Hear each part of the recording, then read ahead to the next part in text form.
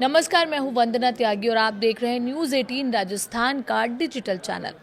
तमिलनाडु में टीवी के सबसे बड़ी पार्टी बनकर उभरी है। हालांकि सरकार बनाने में पेंच फंस गया है। एमके स्टालिन की डीएमके और एडप्पादी की पलानीस्वामी के नेतृत्व वाली एआईएडीएमके सरकार बनाने के लिए साठगांठ कर रही है। सूत्रों की माने तो इस बीच विजय ने बड़ा फैसला लिया है।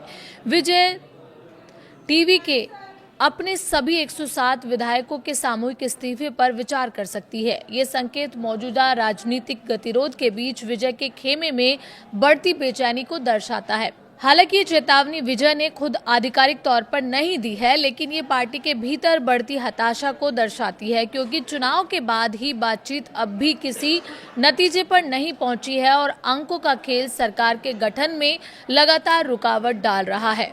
पर्दे के पीछे चल रहा है खेल। ये घटनाक्रम उन रिपोर्ट्स के एक दिन बाद सामने आया जिनमें कहा गया था कि डीएमके ने टीवीके को सत्ता में आने से रोकने के लिए अपने पुराने प्रतिद्वंदी एआईएडीएमके के साथ पर्दे के पीछे से बातचीत शुरू कर दी है। 23 अप्रैल को हुए विधानसभा चुनाव में डीएमके को 59 सीटें मिली, जबकि एआईएडीएमके 47 सीटें जीतने में कामयाब रही। सूत्रों के अनुसार टीवी के नेतृत्व इस बात से विशेष रूप से नाराज है कि डीएमके और एआईएडीएमके के बीच एक अघोषित गठबंधन हो गया है, जिसका मकसद विजय को सत्ता में आने से रोकना है, भले ही उनकी पार्टी विधानसभा में सबसे बड़ी पार्टी बनकर उभरी हो।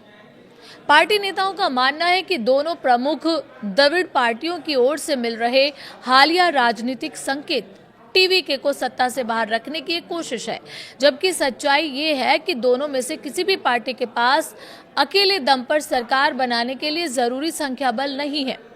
टीवीके के एक वरिष्ठ पदाधिकारी ने पार्टी के भीतर के माहौल को बयां करते हुए कहा कि जनमत भले ही बटा हुआ हो, लेकिन सबसे बड़ी पार्टी की अनदेखी नहीं की जा सकती।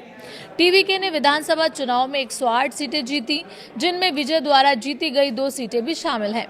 संवैधानिक नियमों के अनुसार विजय से एक सीट खाली करने की उम्मीद है, जिससे पार्टी की प्रभावित संख्या 107 विधायकों की ही हो जाती है।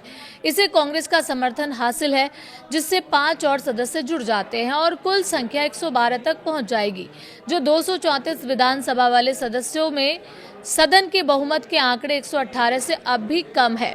पार्टी डीएमके के सहयोगियों, जिनमें विदु थलाई, चिरू थलाईगल काची, वामपंथी दल और इंडियन यूनियन मुस्लिम लीग शामिल हैं, से सक्रिय रूप से संपर्क साध रही है, लेकिन अभी तक कोई पक्का आश्वासन नहीं मिला है।